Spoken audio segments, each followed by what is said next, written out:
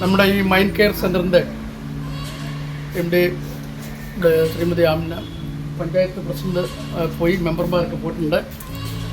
Acupuncture doctor, Ayurveda doctor, മറ്റെല്ലാവർക്കും നാട്ടുകാർക്കും എൻ്റെ നമസ്കാരം. ഫിസിയോതെറാപ്പിയുടെ പരമമായ ലക്ഷ്യവും അതുതന്നെയാണ്.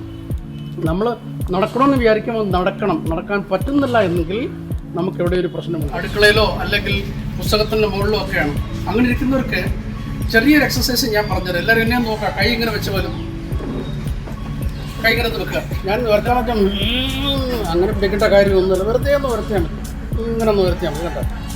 താത്തുക, സിമ്പിളായിട്ട്, വളരെ നിസ്സാരമായിട്ട്. ഇങ്ങനെ ഒരു 15 പ്രാവശ്യം നമുക്ക് ചെയ്യാൻ പറ്റും. ഇനി ഇത് തന്നെ നമുക്ക് ഇങ്ങനെ ഒന്നാക്കട്ടെ വല്ലതും ഫ്രണ്ടിലേക്ക്. മസിൽ പിടിക്കരുത്, വെറുതെ ഒന്നാക്കിയാൽ മതി. ഇങ്ങനെ പിടിക്കേണ്ട, വെറുതെ വളരെ സ്നേഹത്തോടെ ചെയ്താൽ മതി. ഓക്കെ, അതും 15 പ്രാവശ്യം ചെയ്യാൻ പറ്റും.